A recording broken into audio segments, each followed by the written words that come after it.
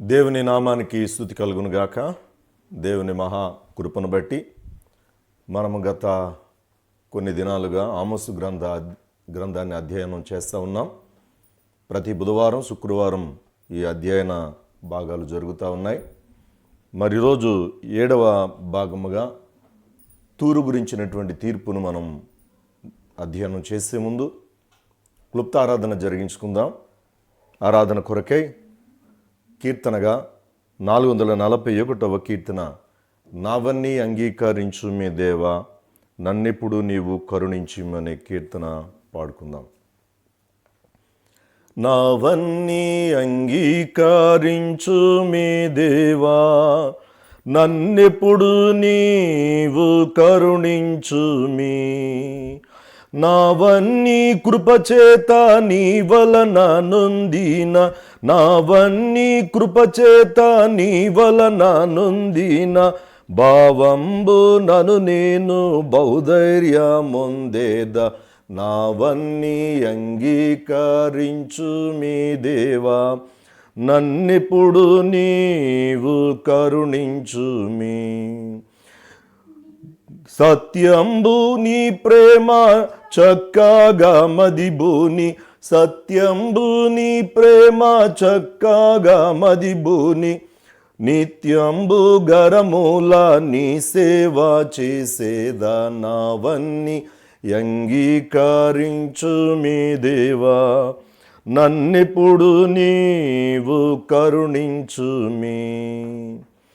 హృదయంబు నీకిత్తు సదనంబు గావించి, హృదయంబు నీకిత్తు సదనంబు గావించి, పదిలంబుగా దాని బట్టి కాపాడుము. నావన్నీ అంగీకరించు మీ దేవా, నన్నెప్పుడు నీవు కరుణించుమి.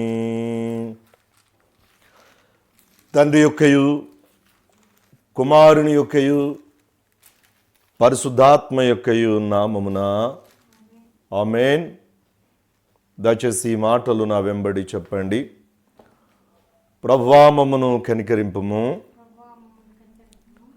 క్రీస్తు మమ్మను కనికరింపుము, ప్రభువా మమ్మను కనికరింపుము. ఆమోసు గ్రంథము 1వ అధ్యాయము 9-10 వచనాలు నేను చదువుతున్నాను, దయచేసి జాగ్రత్తగా గమనించండి. యెహోవా సెలవిచ్చినదేమనగా, తూరు 3 సార్లు 4 సార్లు చేసిన దోషములను బట్టి నేను తప్పకుండా దానిని శిక్షింతును. యాలయనగా దాని జనులు సహోదరుని నిబంధనను జ్ఞాపకము నాకు తెచ్చుకొనక, పట్టబడిన వారిని అందరినీ ఏదోమీలకు అప్పగించిరి. నేను తూరు ప్రాకారముల మీద అగ్ని వేసేదను, అది దాని నగరులను దహించి వేయును. మనమంతా కలిసి ఏకీభవించి అపొస్తలుల విశ్వాస ప్రమాణాన్ని మన విశ్వాస ప్రమాణంగా ఒప్పుకుందాం. భూమి ఆకాశములను సృజించిన సర్వశక్తిగల తండ్రి అయిన దేవుని నేను నమ్ముచున్నాను. ఆయన ఏకకుమారుడును మన ప్రభునైన యేసుక్రీస్తును నమ్ముచున్నాను. ఈయన పరిశుద్ధాత్మలను గర్భమున ధరింపబడి కన్యైన మరియకు పుట్టి, పొంతి పిలాతు అధికారము క్రింద శ్రమపడి సిలువ వేయబడి చనిపోయి సమాధి చేయబడిననియు, అదృశ్యలోకములోనికి దిగిననియు, చనిపోయిన వారిలో నుండి 3వ దినమున లేచి పరలోకమునకెక్కి సర్వశక్తిగల తండ్రియగు దేవుని కుడి చేతి వైపున కూర్చుండి ఉన్నాడనియు, సజీవులకును మృతులకును తీర్పు చేయుటకు అక్కడ నుండి వచ్చుననియు నమ్ముచున్నాను. పరిశుద్ధాత్మను నమ్ముచున్నాను. పరిశుద్ధ క్రైస్తవ సంఘమగు పరిశుద్ధుల సహవాసమును, పాప క్షమాపణయు, శరీర పునరుద్ధానమును, నిత్య జీవమును ఉన్నవని నమ్ముచు ఉన్నాను. ఆమేన్. ఆమోసు గ్రంథములో తీర్పులను గురించిన అనుభవంలో తూరు గురించినటువంటి తీర్పును మనం 7వ భాగంగా ఈరోజు ధ్యానించుకునే ముందు ప్రార్థన చేసుకుందాం. కృపామయ పరిశుద్ధుడా నీ ఘనమైన నామానికి వందనాలు, స్తుతులు, స్తోత్రాలు. నీ పరిశుద్ధ పాదాల దగ్గర నాయన ఆమోసు గ్రంథ అధ్యయనాల ధ్యానములో ఈరోజు 7వ భాగముగా నిన్ను మహిమపరచుకోబోతుండగా నాపై మాపై నీ పరిశుద్ధాత్మను అగ్ని నాలుకల వల్ల దిగనిచ్చి మా ఆత్మలను సంధించి మా ఆత్మీయ పురుషుని మీరు బలపరచుమని ప్రార్థిస్తూ ఉన్నాం. మరి ఈ ఆరాధనతో ఏకీభవించి ఈ ధ్యానములో పాలిభాగస్సులైన ప్రతి వ్యక్తిని దీవించి ఆశీర్వదించండి. వారి కుటుంబాలను దీవించి ఆశీర్వదించండి. వారి వ్యక్తిగత కుటుంబ జీవితాలపై మా వ్యక్తిగత కుటుంబ జీవితాలపై నీ ఆశీర్వాదాలు కుమ్మరించండి. నీ ప్రియబిడలతో ఈ అధ్యయన భాగంలో పాల్గొంటున్న దీనుడనైనా నన్ను మరుగుపరిచి మీరు బయలుపరుచుకోమని యేసు నామమున అడిగి వేడుకొనుచున్నాము తండ్రి, ఆమేన్. దేవుని నామానికి స్తుతి కలుగునుగాక. దేవుని మహాకృపను బట్టి ఆమోసు గ్రంథ అధ్యయనాలలో తూరును గురించినటువంటి తీర్పును ఈరోజు మనము కొద్ది నిమిషాలు ధ్యానం చేసుకుందాం. తూరు పట్టణాన్ని గురించి ఇవ్వబడిన తీర్పు, ప్రత్యేకంగా ఆ తూరు పట్టణంలో ఉన్న లోపాన్ని ఒక మాటగా తేల్చి చెబుతా ఉన్నారు. వీరు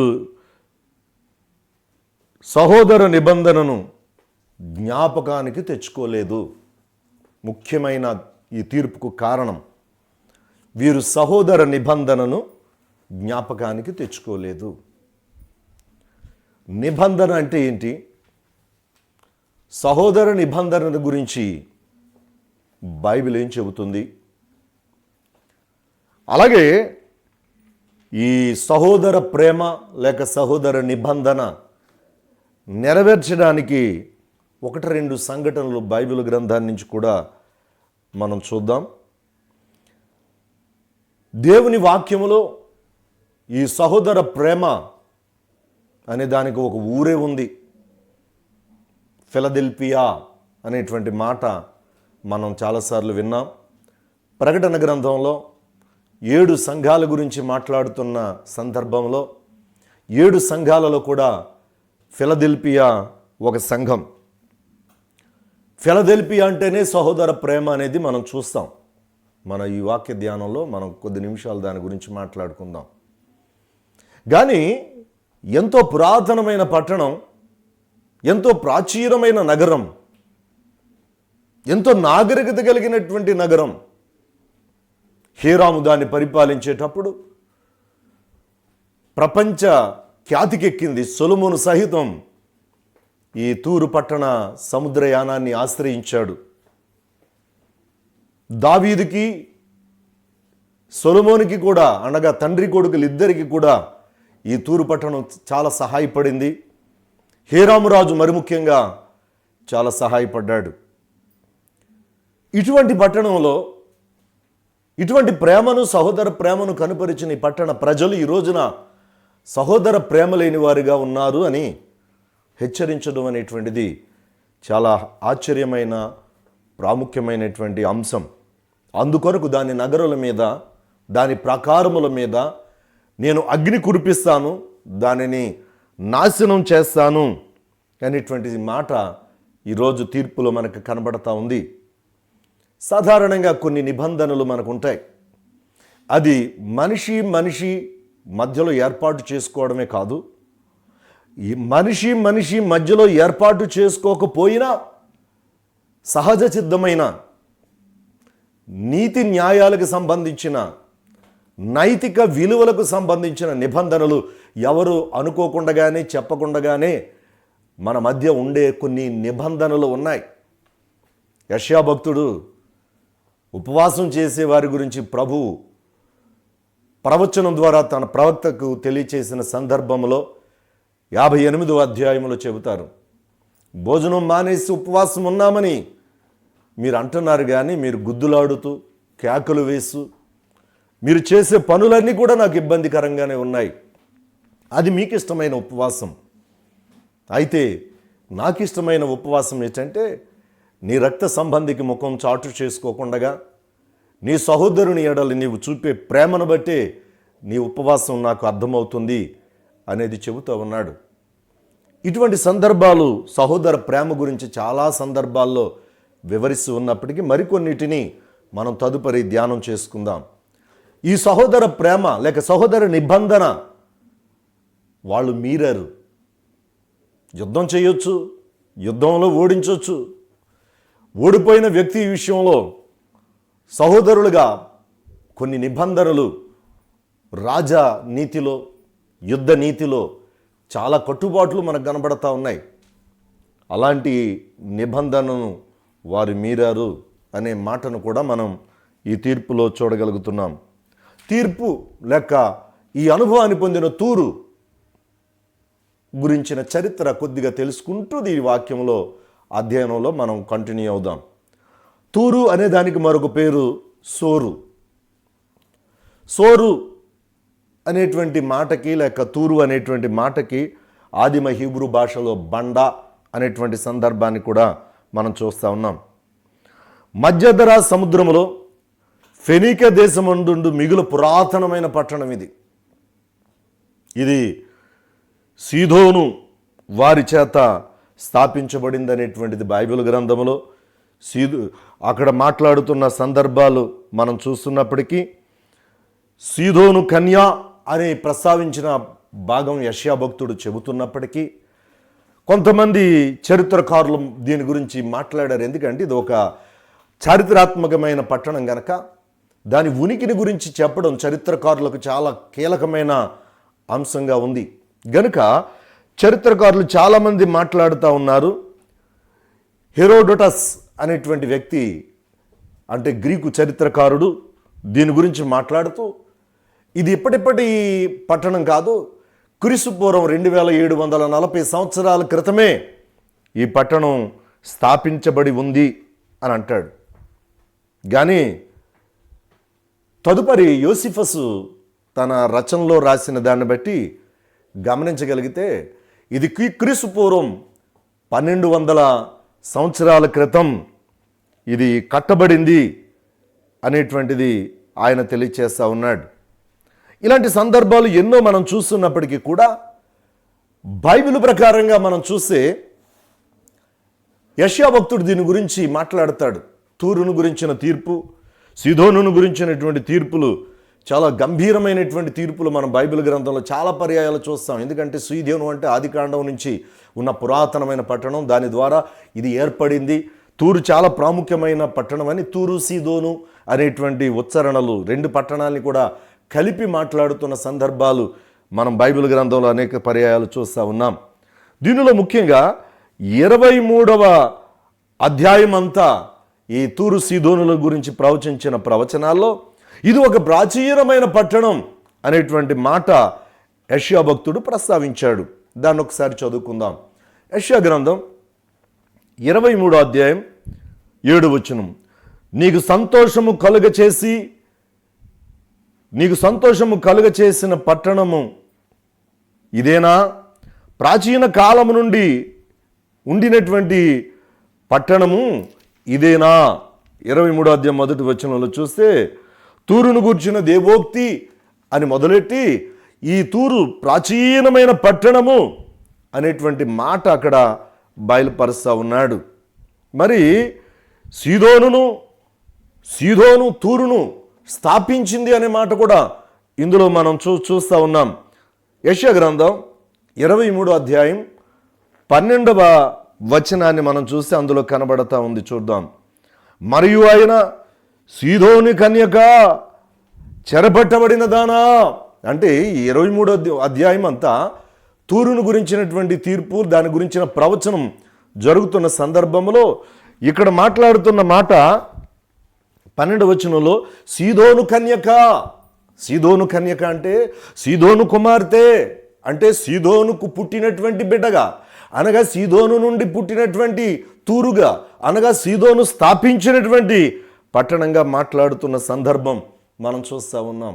ఇది బహుప్రఖ్యాతిగాంచినటువంటిది దావీదు కాలంలోనే. దావీదు రాజుగా ఉన్నప్పుడు దావీదును దేవుడు ఆశీర్వదిస్తున్నప్పుడు, దావీదును దేవుడు దీవిస్తున్నప్పుడు, దావీదు పట్టణాన్ని యెరూషలేముని కట్టాలి అనేటువంటి తపనతో దావీదు చేసినటువంటి ఆలోచనలలో దావీదుకు హీరాము చాలా సహాయపడ్డాడు. అప్పుడు తూరు రాజు హీరాం. నిజంగా ఈయన అంత గొప్ప రాజు ఆ పట్టణానికి మరలి దొరకలేదు. తర్వాత ఇక్కడ అంటాడు, హీరాము దావీదుకి ఎంత సహాయపడ్డాడంటే, అతడు దావీదు కాలములో హీరాము అనేవాడు తూరును గొప్ప పట్టణముగా చేయడానికి శ్రమించినటువంటి వాడు. బురుజులు కలిగిన పట్టణంగా చేశాడు. బురుజులు కలిగిన ప్రాకారాన్ని ఆ పట్టణం చుట్టూ కట్టాడు. ఇంకా చెప్పాలంటే చరిత్రలో, ప్రపంచంలో తూరు అంత సముద్ర ప్రయాణం చేసినటువంటి వ్యక్తులు ఆనాటి కాలంలో ఎవ్వరూ లేరు. ఓడలు నడపాలన్నా తూరువారే, ప్రపంచ దేశాలకు వెళ్ళాలన్నా తూరువారే. వివిధ దేశాల నుంచి వీరు సమకూర్చినటువంటి బంగారము, వివిధ దేశాల నుంచి వీరు సమకూర్చినటువంటి వెండి చూడగలిగితే చాలా విస్తారమైంది. ఆ మాటకు వస్తే సొలొమోను మహాజ్ఞాని. అతను కూడా తన ఓడలు తయారు చేయించి ఓడలు సముద్రం మీద తిప్పడానికి తూరువారి యొక్క సహాయం కోరుతూ తూరు ఓడలతోనే సొలొమోను ఓడలు పంపేవాడు. వాళ్ళ నైపుణ్యతను బట్టి తన ఓడలు, తన ప్రజలు, తన యొక్క సామాగ్రి దెబ్బతినకుండా ఉండాలంటే అనుభవజ్ఞుని ఒకటి చూసుకోవాలని చెప్పి అతని ఆలోచనతో తూరు వారి యొక్క ఓడలతో పాటు ఈ ఓడలు పంపిస్తూ ఉండేవాడు. అందుకనే ఈ దావీదు పట్టణాన్ని కట్టేటప్పుడు కానీ, యెరూషలేమును కట్టేటప్పుడు కానీ హీరాము మ్రానులను, అలాగే పనిచేసే పనివారిని, దానికి తగ్గ నైపుణ్యత కలిగిన పనివారిని కూడా హీరాము దావీదు దగ్గరికి పంపించిన సందర్భాలు మనకు పరిశుద్ధ గ్రంథంలో చూడగలుగుతూ ఉన్నాం. ఇందు నిమిత్తమై ఒక మాట మనం చూద్దాం. దినవృత్తాంతములు మొదటి గ్రంథం 14వ అధ్యాయం 1వ వచనం. దీని ఆధారాన్ని చూద్దాం. తూరు రాజైన హీరాము దావీదు నొద్దకు దూతలను అతనికి ఒక ఇల్లు కట్టుటకై దేవదారు మ్రానులను, కాస్య పనివారిని, వడ్లవారిని పంపాడు. దావీదు పట్టణం కట్టడానికి హీరాము చాలా సహాయపడినటువంటి సందర్భం. అంటే నిజంగా హీరాము కాలములో తూరుకు వచ్చిన ప్రఖ్యాతి లేక ఆ పట్టణానికి కలిగినటువంటి గొప్ప పేరు ఇంకా తరువాత మరలా కలగడానికి అవకాశం లేదు. ఇప్పుడు ఒక చిన్న పల్లెటూరుగా ఆ ప్రాంతమంతా మిగిలిపోయిందనేది చరిత్రక ఆధారాలలో మనం చూడగలుగుతూ ఉన్నాం. మరి సొలొమోను కూడా తన ఓడలను నడిపేటప్పుడు తూరువారిని ఆ సహాయాన్ని కోరుతూ తూరువారి ఓడలతో కూడా పంపించిన సందర్భాలు ఉన్నాయి. ఆ ఓడల్లో 3 సంవత్సరాలకి, సంవత్సరానికి, 2 సంవత్సరాలకి వాళ్ళతో వెళ్ళి నెమలని, కోతుల్ని, వివిధ రకాలైనటువంటి తన దేశానికి అవసరమైన వాటన్నిటిని కూడా అతను తీసుకొచ్చిన సందర్భాలు మనం చూస్తూ ఉన్నాం. ఇందులో సొలొమోను గురించి ఈ తూరు ఓడల్లో ఆ ఓడలతో పాటు తన ఓడలను పంపడానికి గురించినటువంటి సాక్ష్యాధారాన్ని ఒకసారి చూద్దాం. రాజుల మొదటి గ్రంథం 9వ అధ్యాయం 26, 27 వచనాలు నేను చదువుతున్నాను చూడండి. మరియు రాజైన సొలొమోను ఏదోము దేశపు ఎర్ర సముద్ర తీరమునున్న ఏలతు దగ్గర ఏసెన్గెబెరునందు ఓడలను కట్టించెను. సొలొమోను సేవకులతో కూడా హీరాము సముద్ర ప్రయాణము చేయ నెరిగిన ఓడవారైన తన దాసులను ఓడల మీద పంపెను. ఈ హీరాము యొక్క సముద్ర ప్రయాణము చేసేటువంటి ఓడవారితో కూడా ఈ సొలొమోను తన ఓడల్ని పంపించేవాడు. అంటే ఈ మాటలన్నీ ఎందుకు చెబుతున్నానంటే నేను కొన్ని మాత్రమే చదువుతున్నాను. అది కూడా మీరు చదవడానికి ఇబ్బందికరంగా ఉంటుందేమో అని. కానీ నేను చెప్పే రిఫరెన్స్ కానీ, నేను చదువుతున్నది కానీ, నేను ఏదో ఇక్కడ కావలసిన దానికి కొద్ది స్పీడ్గా వెనక ముందుగా చదువుతున్నప్పటికీ మీరు దాని తదుపరి ఆ రిఫరెన్స్ నేను ఇస్తున్నాను కనుక మరలా మీరు దాన్ని ధ్యానించగలిగితే, దాన్ని నెమరవేయగలిగితే మన జీవితాలకు ఎంతో అది ఉపయోగపడుతుందనే మాట నేను మీకు తెలియచేస్తా ఉన్నాను. ఆ హీరాము అంతటి ప్రఖ్యాత స్థితిని తూరు పట్టణానికి తీసుకొచ్చాడు. అటువంటి తూరు పట్టణానికి అంతటి ప్రఖ్యాతి స్థితిని తీసుకొచ్చిన తరువాత హీరాము చనిపోయాడు. హీరాము తరువాత ఎద్బయలు అనేటువంటి సీదోను రాజు ఆ దేశానికి రాజు అయ్యాడు. అతని కూతురే యెజబెలు. ఆ యెజబెలు గురించిన సందర్భం మనకు బైబిల్ గ్రంథంలో పూర్తిగా తెలుసు. దాని చరిత్ర కూడా మనకు తెలుసు. రాజుల మొదటి గ్రంథం 16వ అధ్యాయం 31వ వచనం. నెబాతు కుమారుడైన యెరోబాము జరిగించిన పాపక్రియలను అనుసరించి నడుచుకొనుట స్వల్ప సంగతి అనుకొని అతడు సీదోనీయులకు రాజైన ఎద్బయలు కుమార్తె అయిన యెజబెలును వివాహం చేసుకొని, అనగా ఎద్బయలు కుమార్తె యెజబెలు అనే దాన్ని రుజువు చేయడానికే ఈ వచనాన్ని చదివించాను. ఇది ఈ యెజబెలును ఎవరు వివాహం చేసుకున్నారంటే ఇజ్రాయేలు రాజు అయిన ఆహాబు వివాహం చేసుకున్నాడు.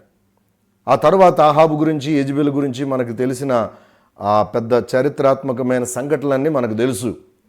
అటువంటి ఈ ఖ్యాతిగాంచిన పట్టణం ఎద్బయలు, అనగా హీరాము తర్వాత ఎద్బయలు రాజు అయ్యాక అది పాడైనటువంటి పరిస్థితులు, రాను రాను అది క్షీణించి నా పరిస్థితులు, చివరికి వాళ్ళ యొక్క దీనస్థితి, ఆ పట్టణం యొక్క పరిస్థితి నేటికి చూస్తే అది ఒక చిన్న గ్రామమైన పరిస్థితిగా చేరుకోవడం అనేటువంటిది మనం చూస్తూ ఉన్నాం.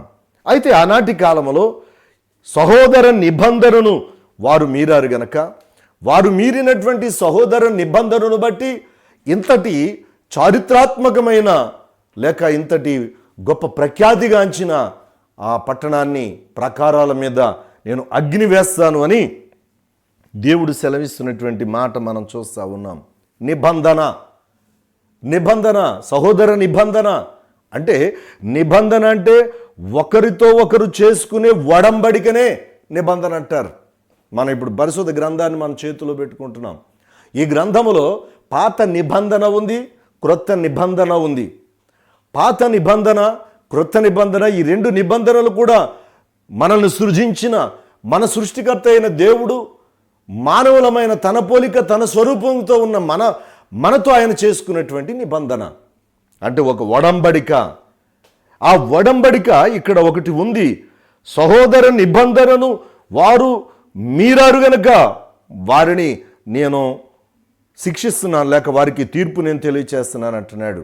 నిబంధన అనే దానికి మనకి ఇంగ్లీష్ మాటలో కౌవెనెంట్ అండ్ టెస్టమెంట్ అనేటువంటి రెండు పదాలు ఉపయోగిస్తూ ఉంటారు. మానవులు ఒకరితో ఒకరు చేసుకునే వడంబడికే నిబంధన.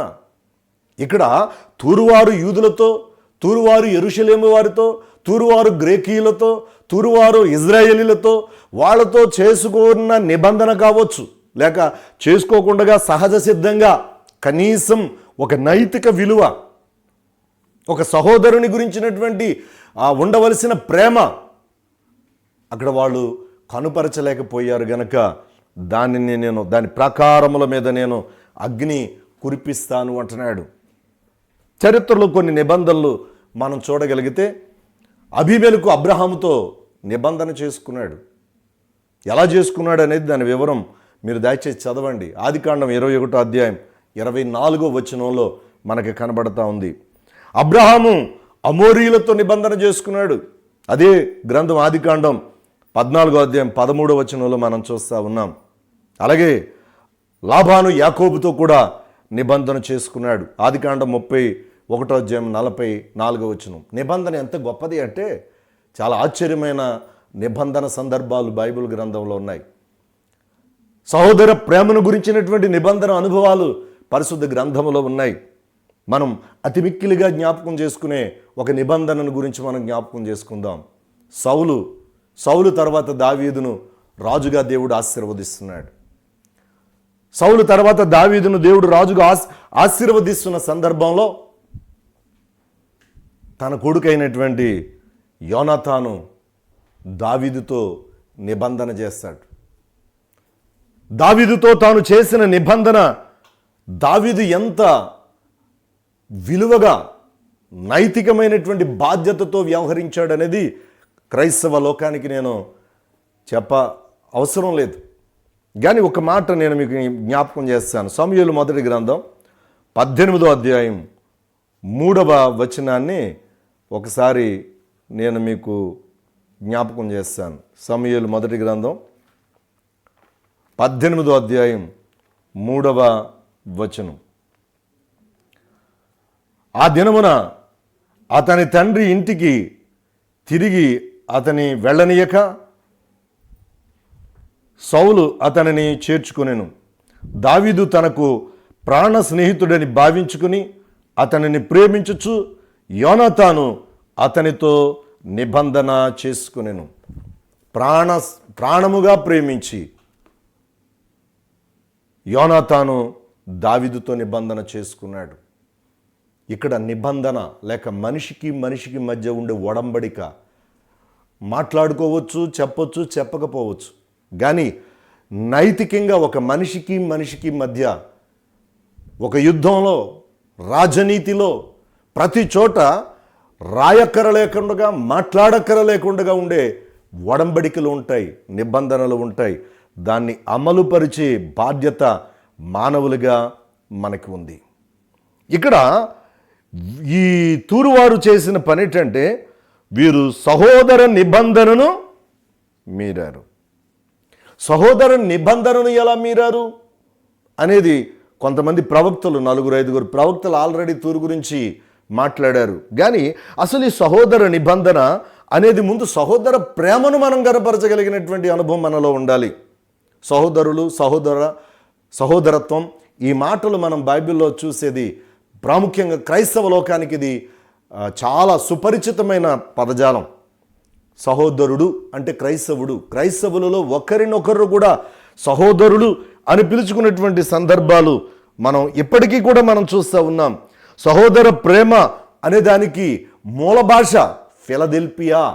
మొదటే నేను చెప్పాను ఫిలదెల్ఫియా. ఫిలదెల్ఫియా అంటే సహోదర ప్రేమ. మీరు ప్రకటన గ్రంథంలో 7 సంఘాలలో ఫిలదెల్ఫియా సంఘం గురించి చాలా చక్కగా మాట్లాడుతాడు. ప్రతి సంఘం గురించి ఒక్కో సంఘం గురించి ఒక్కో తప్పిదం ఆయన జ్ఞాపకం చేస్తూ ఉంటాడు. నీవు నీ మొదటి ప్రేమను మరిచావని ఒక సంఘంతో, కానీ నీలో ఈ లోపం ఉందని, నీవు ఇలా చేయలేదని ఇలా చెప్పుకుంటూ వచ్చిన ఫిలదెల్ఫియా విషయంలో చాలా చక్కని పదజాలాలు చెబుతారు. అక్కడ అంటారు, ఇదిగో దావీదు తాళపు చెవి కలిగి ఎవరు వేయలేకుండా తీయబడినా, ఎవరు తీయలేకుండా వేయగలిగిన అనుభవాన్ని కలిగిన వాడు చెప్పు సంగతులు ఏవనగా, ఇదిగో ఆ తలుపులు మీ ఎదుట తీసి ఉన్నాయి అనేది సహోదర ప్రేమ సంఘాన్ని గురించి మాట్లాడుతూ ఉంటాడు, ఫిలదెల్ఫియా గురించి. ఆ ఫిలదెల్ఫియా సహోదర ప్రేమ అనే మూల భాషతో కూడిన మాటకు అక్కడ అంటాడు, నీ శక్తి కొంచెమైనను అనేది ప్రకటన గ్రంథం ఈ సంఘాన్ని గురించి మాట్లాడుతున్న సందర్భంలో చెబుతాడు. నీ శక్తి కొంచెమైనను. ఆయన చేసే పని ఏంటో తెలుసా? దేవుని వాక్యాన్ని గైకొంటున్నావు, నా నామాన్ని ఎరుగనని అనడం లేదు. నువ్వు ఈ 2 పనులు చేశావు. అందుకనే ఫిలదెల్ఫియా మూల భాష సహోదర ప్రేమ, వాక్యాన్ని గైకోవడం. ఈరోజు అందుకనే విస్తారంగా దేవుని వాక్యం ప్రకటింపబడుతున్న ఈ దినాలలో అనేక రీతుల దేవుని వాక్యం వెదజల్లుతున్న ఈ రోజుల్లో. వాస్తవానికి చెప్పాలంటే ఆలయాలకు వెళ్ళి ఆలయాల్లో ఆరాధన చేసుకుని ఆలయాల్లో కూర్చుని కానుకలేసి ఇలాంటి సందర్భాలకు అలవాటు పడిన అనుభవంలో గత కొన్ని దినాలుగా గృహాల దగ్గరే ఆరాధించుకుంటున్నప్పటికి కూడా వాక్యాన్ని వెదజల్లడంలో కానీ, వినేవారు వాక్యాన్ని వినడంలో కానీ ఏ లోటు లేకుండా దేవుడు ఆశీర్వదిస్తున్నాడు. అటువంటప్పుడు దేవుని వాక్యాన్ని గైకోవలసిన బాధ్యత మనందరికీ ఉంది. అంతేకాదు ఆయన నామాన్ని ఎరిగిన వారంగా ఒప్పుకోవలసిన బాధ్యత, బహిరంగంగా దానిని అంగీకరించవలసిన బాధ్యత మనందరికీ ఉంది. అందుకనే నీవు దేవుని వాక్యాన్ని గైకో. ఆయన నామమును ఎరుగనని అనొద్దు, ఆయన నాకు తెలుసని నీవు అంగీకరించడానికి ముందుకు రావాలి. అందుకనే దేవుని వాక్యం చాలా చక్కగా సెలవిచ్చింది. యేసు ప్రభువారే అక్కడ వాక్యంలో సువార్తలో ఒక మాట అంటూ ఉంటారు. ఏమనంటే, మీలో అనేకులు బోధకులు అవ్వద్దని చెబుతున్న సందర్భంలో మీలో ఎవరును ఒకరిని బోధకుడని పిలుచుకోవద్దు. మనకు ఒకడే బోధకుడు, మనందరం కూడా సహోదరులమే. మత్తయి సువార్త 23వ అధ్యాయం 8వ వచనంలో ఈ మాట మనం చూస్తూ ఉన్నాం. నేను చదువుతున్నాను చూడండి. మత్తయి సువార్త 23వ అధ్యాయం 8వ వచనం, మీరైతే బోధకులని పిలువబడవద్దు, ఒక్కడే మీ బోధకుడు, మీరందరూ సహోదరులు. యేసు ప్రభు మనలందరినీ సహోదరులని ఉచ్చరిస్తూ ఉన్నాడు. మనమందరము ఒకరి ఎడల ఒకరము సహోదరులమని తెలియచేస్తూ ఉన్నాడు. ఇంకొక మాటగా చూడాలి అంటే ఆయన శిష్యులను కూడా ఆయన నా సహోదరులు అంటాడు. పునరుద్ధానం అయిన తర్వాత ఆ స్త్రీతో మాట్లాడుతూ, అమ్మ నన్ను ముట్టుకోవద్దు, కానీ ఒకటి నా సహోదరులతోనూ అలాగే మిగిలిన వారితో నేను ఆరోహణం అవ్వబోతున్నానని ఒక మాట చెప్పు అని వాళ్ళకి తెలియచేసి పంపేటప్పుడు యోహాను సువార్త 20వ అధ్యాయం 17వ వచనంలో ఆ శిష్యులను సహోదరులని ఉచ్చరించిన సందర్భాన్ని మనం చూస్తూ ఉన్నాం. ఇటువంటి సహోదర నిబంధనను వారు మీరారు. సహోదరుడికి బైబిల్ గ్రంథంలో ఎంత ప్రాధాన్యత ఉందో, బైబిల్ గ్రంథంలో దేవుడు శిష్యులను గురించిన ఏ మాటలు చెప్పారో, క్రైస్తవులను సాధారణంగా సహోదరులనే మీరు ఎక్కువగా క్రొత్త నిబంధనలోని మాట కనబడతా ఉంటుంది. అందులో కూడా క్రైస్తవులందరినీ ఆయన సహోదరులనే మాటతో అప్పొస్తలుడైన పౌలు గారు ఇంకా అప్పొస్తలులు కూడా మాట్లాడుతున్న సందర్భాలు చాలా సందర్భాలు చూస్తూ ఉంటాం. కానీ 1-2 రిఫరెన్సులు మీకు చెబుతారు. అప్పొస్తలుల కార్యములు 15వ అధ్యాయం 23-36, 16వ అధ్యాయం 40వ వచనం, రోమిలకు రాసిన పత్రిక 1వ అధ్యాయం 13వ వచనాల్లో కూడా చూస్తే ఈ సహోదరుడు అనే దానికి ఉండే ప్రాధాన్యత మనం చూస్తూ ఉన్నాం. మరి ఈరోజు అందులో ప్రాముఖ్యంగా తూరును ఎందుకు తీర్పు తీర్చి శిక్షించబోతున్నాడు అని అంటే, ఇక్కడ తూరు గురించి చెబుతున్నటువంటి మాట, యెహోవా సెలవిచ్చినదేమనగా, తూరు 3 సార్లు 4 సార్లు చేసిన దోషములను బట్టి నేను తప్పకుండా దానిని శిక్షింతును. ఏలైనగా దాని జనులు సహోదర నిబంధనను జ్ఞాపకమునకు తెచ్చుకొనక పట్టబడిన వారిని అందరినీ ఏదోమీయులకు అప్పగించారు. పట్టబడిన వారిని ఏదోమీయులకు అప్పగించారు. అలాగే గ్రీకు వారికి బానిసలుగా ఇచ్చేశారు. ఇలాంటి చాలా సందర్భాలు చేశారు. గనక నేను తూరు ప్రాకారముల మీద అగ్ని వేసెదను. ఈ మాటలు చెప్పిన మిగిలిన ప్రవక్తల గురించి కన్నా ఒక మాటగా యోవేలు ఏం చెప్పాడో ఆ మాట మనం చూద్దాం. మీరు తదుపరి చదవండి యోవేలు గ్రంథం 3వ అధ్యాయం 4-6 వచనాలు. కానీ 6వ వచనాన్ని మాత్రమే నేను చదువుతున్నాను, చూడండి. యోదావారిని యెరూషలేము పట్టణపు వారిని తమ సరిహద్దులకు దూరముగా నివసింపచేయుటకై మీరు వారిని గ్రేకేయులకు అమ్మివేసిరి. మీరు చేసిన దానిని బహు త్వరగా మీ నెత్తి మీదికి రప్పించదను. వాళ్ళ యుద్ధంలో ఓడించిన అవసరమైతే చంపేయి, లేకపోతే బానిసలుగా తీసుకువెళ్ళు. నువ్వు ఒకళ్ళ దగ్గర బానిసలుగా చేసి ఇంకొకళ్ళకి అమ్మేసి వాళ్ళని సరిహద్దుల పరిస్థితుల్లో వాళ్ళు చేసిన అనుభవాన్ని చూస్తుంటే త్వరగా నీ నెత్తి మీదకి నేను దాన్ని రప్పిస్తానని యోవేలుతో చెప్పాడు. ఆమోసు ద్వారా హెచ్చరించాడు. వెంటనే ఆ పట్టణానికి తీర్పును ప్రకటించాడు. ఈరోజు ఒక మాటను మనం జ్ఞాపకం చేసుకుందాం. క్రైస్తవ లోకంలో జీవిస్తున్న నీవు నేను, క్రీస్తు ప్రేమను బయలుపరచవలసిన నీవు నేను, క్రీస్తు తన శిష్యులనే సహోదరులుగా ప్రేమించిన అనుభవం, సహోదరులుగా పిలిచిన అనుభవాన్ని ఎరిగిన నీవు నేను, మన సహోదరులతో వడంబడిక చేసినా చేయకపోయినా, నిబంధన చేసినా చేయకపోయినా, కనీస బాధ్యత, కనీస అనుభవాన్ని మనం కలిగి జీవించి ఆ వడంబడిక లెక్క ఆ నిబంధనను మనం మీరకుండగా ఉండడం చాలా మంచిది. ఒకవేళ నేను నా సహోదరుని ఎడల, నా సహోదరి ఎడల నా నిబంధన మీరాను కానీ నాకేమీ కలుగలేదే అని చెప్పి అనుకోవద్దు. ఎందుకంటే ఒకసారి ఏం చేయడు, 2 సార్లు ఏం చేయడు, 3వసారి ఏం చేయడు, 4వసారి ఏం చేయడు, తదువారి చూపిస్తాడని. అప్పుడు ఇది నేను 3వసారి ఈ తీర్పుల ద్వారా వచ్చే విషయంలో చెబుతా ఉన్నాను. గనుక నిబంధన చేసుకోవలసిన అవసరం లేదు, వడంబడిక పడవలసిన అవసరం లేదు. ఒక మానవుడిగా మనం చేసే యుద్ధంలో యుద్ధనీతి, మనం పరిపాలించే పరిపాలన నీతి, మన కుటుంబ జీవితంలో ఉండాల్సిన నీతి, ఒక తండ్రిగా ఒక తల్లిగా, ఒక కుమారుడిగా ఒక కుమార్తెగా ఉండవలసినటువంటి ఆ సహోదర నిబంధన లేక ప్రేమ మనం కనుపరచవలసిన అనుభవం ఉంది.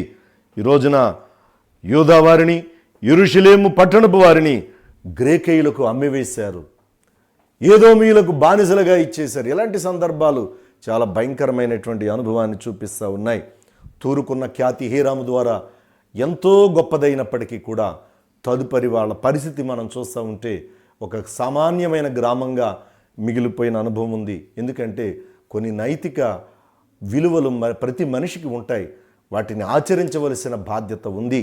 ఈ రోజున మనం అనుభవిస్తున్న ఈ పరిస్థితుల్లో ఈ కరోనా వైరస్ ద్వారా యావత్ ప్రపంచంలో మరణ మృదంగమై మోగుతున్నటువంటి ఆ మరణ ఘోషను మనం వింటున్న సందర్భంలో ఏ తప్పిదం మానవుని వల్ల జరిగింది, ఏ లోపం మానవుని వల్ల జరిగింది అని అంటే దాన్ని ఏమి పర్టికులర్గా చూపించాల్సిన పని లేదు. కానీ కొన్ని నిబంధనలు, కొన్ని ఒడంబడికలు రాసుకోకపోయినా, మాట్లాడుకోకపోయినా, ఒకరితో ఒకరిని చెప్పుకోకపోయినా, మన మధ్య ఉండే కొన్ని ధర్మాలు మనం మర్చిపోయినప్పుడు దేవుడు ఖచ్చితంగా తన తీర్పును మన మధ్యకు పంపుతూ ఉంటాడు. మరి నేటి దినాల్లో ఆమోసు గ్రంథాన్ని ధ్యానించడానికి లేక అధ్యయనం చేయడానికి అందుకే ఏర్పాటు చేసుకున్నాం. అందుకని వచనం కాకుండా ఒక భాగంలో ఒక పట్టణ తీర్పును ముగించడానికి ప్రయత్నం చేస్తూ ఉన్నాం. మరి ఈరోజు తూరు పట్టణ తీర్పును మనం ముగించుకుందాం. మరి ఈ తూరు పట్టణ తీర్పులో మనం నేర్చుకోవలసినటువంటి ముఖ్య అంశం సహోదర నిబంధనను, సహోదరుల ఎడల ఉండవలసిన ప్రేమను, సహోదర ఒడంబడికను మనము మన కుటుంబములో, మన బిడలు, మన భార్య లేక మన భర్త, మన బిడలు లేక మన బంధువర్గంలో, మన పట్టణంలో, మన గ్రామంలో, మన దేశంలో క్రైస్తవ సహోదరుల మధ్య ఏ రీతిగా దానిని నిలబెడుతున్నాం లేక జరిగిస్తున్నాం, నెరవేరుస్తున్నాం. ఆ సహోదర ప్రేమను, ఆ నిబంధనను జ్ఞాపకము తెచ్చుకొనక ఒకవేళ దేవుని వాక్యానికి విరోధంగా జీవిస్తున్నామేమో మనం స్వపరీక్ష చేసుకోవాల్సిన అనుభవం ఉంది. అలాంటి అనుభవంతో సహోదర ప్రేమ కలిగిన వారమై, సహోదర నిబంధన నెరవేర్చే బిడలంగా దేవుని కాపుదలలో మనము మన కుటుంబాలు వర్ధిల్లడానికి పరిశుద్ధాత్మ దేవుడు మనకు తోడైండునుగాక. ఆమేన్. ప్రార్థన, ప్రభు నేర్పిన ప్రార్థన ఆశీర్వాదంతో ఈ 7వ భాగ అధ్యయనాన్ని ముగించుకుందాం. ప్రార్థన చేసుకుందాం. కృపమయ పరిశుద్ధుడాని ఘనమైన నామానికి స్తుతులు, స్తోత్రాలు, వందనాలు అర్పించుకుంటున్నాం. నీ పరిశుద్ధ పాదాల దగ్గర తూరు పట్టణానికి నీవు ఇచ్చిన తీర్పును మేము అధ్యయనం చేశాం.